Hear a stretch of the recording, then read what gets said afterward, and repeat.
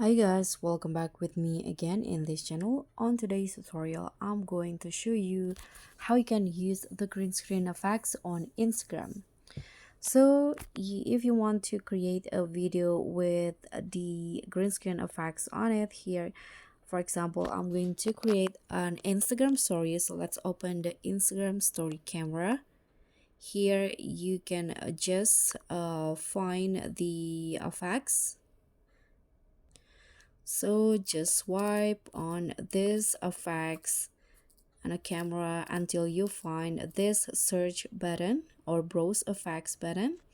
Click on this search icon and find green screen as the keyword. So when you do that, here you can see there are lots of green screen options that you can use for your videos. So just choose which one. For example, this one's right here. This one is by Instagram.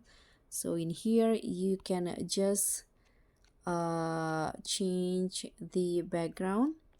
You can rotate your videos like this and also adjust the camera like so. You can do that here.